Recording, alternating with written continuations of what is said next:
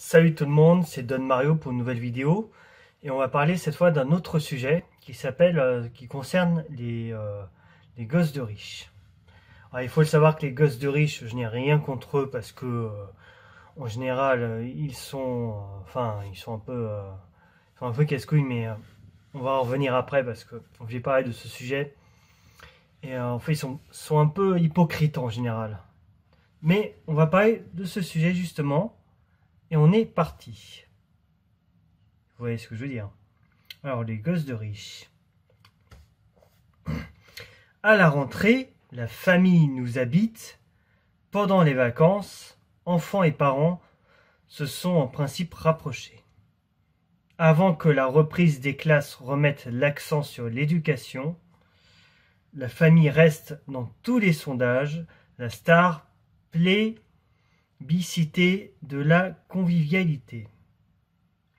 Mais elle ne peut pas faire l'impasse sur son rôle de formation et de transmission des valeurs.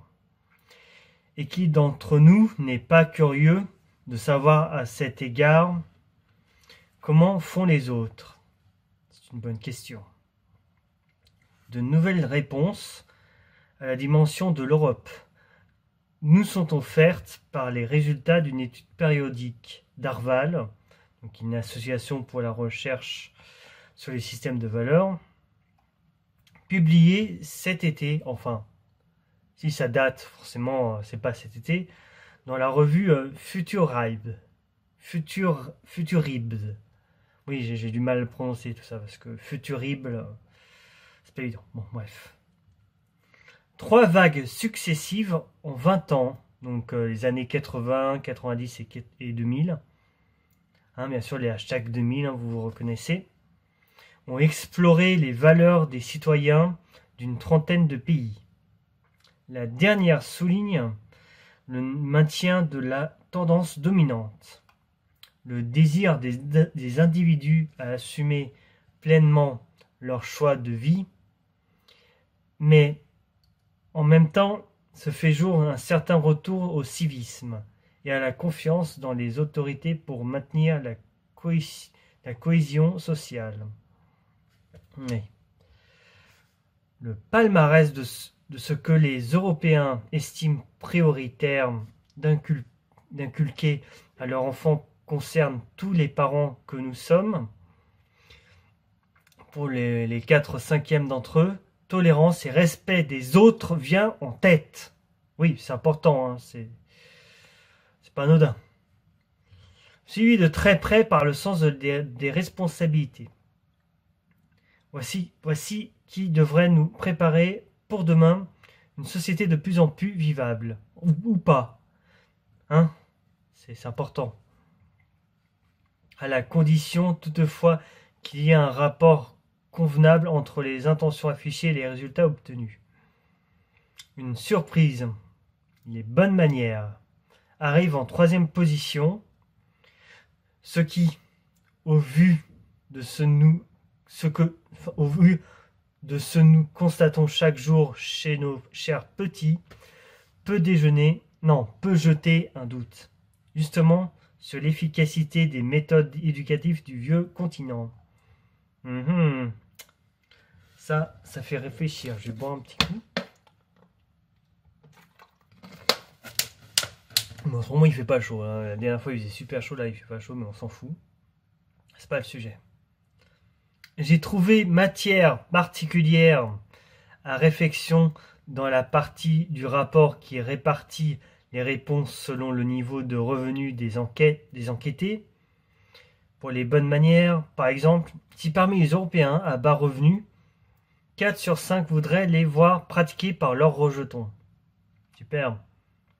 La proportion tombe à 2 sur 3 seulement chez les plus riches. Eh ben, dis donc. C'est encore plus significatif pour l'obéissance. Elle est jugée importante par 40% des moins favorisés et seulement 19% pour les plus privilégiés. Je m'excuse.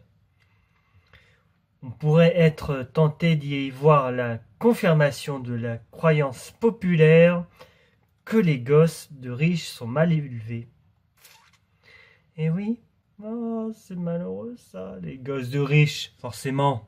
Je vois venir. Mais l'examen de l'ensemble des résultats suggère une autre interprétation. Les plus hauts revenus escomptent surtout pour leurs enfants le sens des responsabilités, l'indépendance, la préservance et l'imagination. Oh, il faut vraiment avoir beaucoup d'imagination, j'en doute pas. Tandis que les moins favorisés insistent sur les bonnes manières. Forcément. L'esprit d'économie. J'en fais partie. Et heureusement. Allez. Ainsi, l'esprit d'économie, l'application au travail et l'obéissance. Oui. Un peu... Alors, ainsi, chaque catégorie sociale tente de se perpétuer par l'éducation qu'elle dispense. Les élites préparent des individualistes capables de faire leur chemin et un peu désinvoltes. Oui. Les plus humbles enseignent une certaine conformité, l'endurance et l'acceptation. Les classes sociales ne seraient pas si mortes que ça. Et nous, qu'allons-nous transmettre à nos enfants de ce petit catalogue de valeurs? Le syndrome de l'enfant riche. Et c'est là où ça va être très intéressant, mes amis. Les parents d'aujourd'hui n'ont pas la tâche facile. La principale difficulté à laquelle ils doivent faire face est le fait qu'ils doivent accorder beaucoup de temps au travail et peu à leurs enfants. Ces derniers, par conséquent, peuvent expérimenter un vide qui est parfois compensé par des mauvais chemins. Ce que ton nom peut suggérer de syndrome de l'enfant riche. Alors, c'est pas bien sûr le syndrome de Stockholm ou autre chose, quoi que ce soit. C'est vraiment le symbole de l'enfant riche et pas encore le syndrome du Peter Pan, je vous précise. Alors, ce symptôme, ou ce syndrome plutôt, n'affecte pas uniquement les enfants qui grandissent au sein d'une famille aisée, puisque c'est un phénomène qui affecte aussi bien les enfants de familles riches que de classe moyenne. Hashtag Snapchat et compagnie, hein, vous voyez les voitures, gros et compagnie, on s'en fout, hein, vous savez. L'expression enfant riche est employée pour faire référence au type d'éducation, non pas pour des raisons économiques. Ce qui est faux. Hein, c'est l'enfant riche, c'est question économique. Hein, ce sont les enfants économiques, il faut le savoir. N'éduquez pas votre enfant pour qu'il soit riche. Éduquez-le pour qu'il soit heureux. Surtout ça. Et oui, quand il grandira, il connaîtra la valeur des choses et non pas leur prix. Faut le savoir. Hein.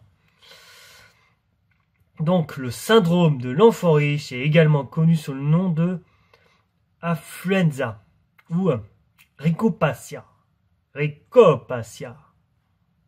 Ou ricopatia, bon, comme vous voulez. Certains, on la voit. Mon Dieu, ces termes, on la voit. Non, ces termes ont à voir. À cause de l'accent, ça allait trop loin là. Ces termes ont à voir avec le fait que l'enfant soit gâté et mal élevé, fruit d'une éducation basée sur l'excès. C'est pourquoi ce syndrome n'est pas une condition associée à la classe sociale, mais bien au type d'éducation et de relations que les parents établissent avec leurs enfants. Qu'est-ce que le syndrome de l'enfant riche? Et vous le saurez au prochain épisode. Non, je rigole. On définit comme syndrome de l'enfant riche et l'ensemble des désordres qui se produisent chez un enfant qui a tout de manière excessive. En réalité, tout, non. C'est davantage tout ce qu'il demande. C'est ça le truc. C'est-à-dire que l'enfant, s'il a envie de manger un truc, faut lui dire « Oh non mais moi je veux ça, je veux ci !» C'est gosse de riche ça, c'est gosse typique de riche quoi. Lol. De plus, à ce que les enfants souhaitent, on peut rajouter ce que les parents donnent de leur propre gré. Les pauvres, je les plains. Donc, privilèges, accès à des apprentissages supplémentaires, bon, ça on s'en fout à la limite, et expériences qui, selon eux, peuvent les rendre meilleurs. Et ça, c'est vrai. La question est ce que le comportement des parents surprotecteurs ou facilitateurs de biens matériels excessifs est responsable du développement de problèmes et des difficultés de développement émotionnel chez leurs enfants. Alors Ralph, professeur en pédiatrie, allez, je vais être gentil, je vais dire tout son nom, Ralph Minière, si je le prononce bien, un professeur en pédiatrie de l'université de Harvard,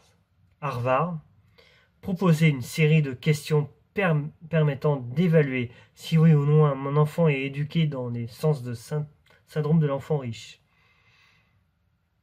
Lui achète-t-on souvent des cadeaux coûteux, même s'il n'y a pas d'occasion particulière?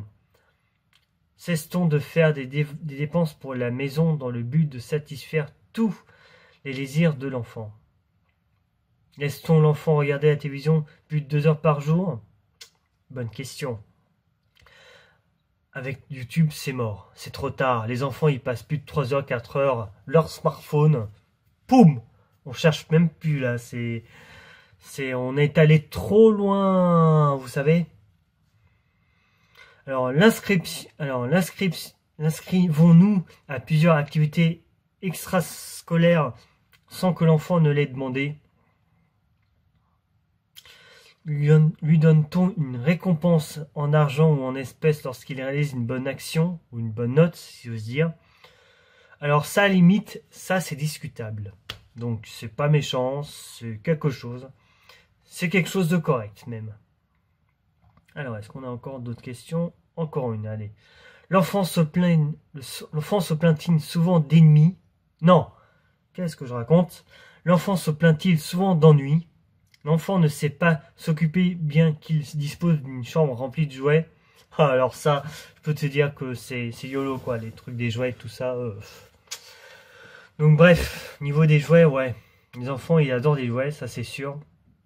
Là, quand on se dit, quand l'enfant, il veut ceci, cela, à gauche, à droite, YOLO, je suis à Toys R Us, je suis un fils de pute, je veux tout acheter.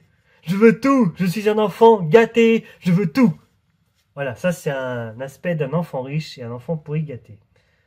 Faut le savoir. Bon, faudrait aussi que j'arrête de dire faut le savoir parce que dans le prochain épisode, j'en ai déjà terminé. Je vais faire une autre partie comme d'habitude. Moi, je vous dis à très bientôt pour un nouvel épisode. Ciao tout le monde.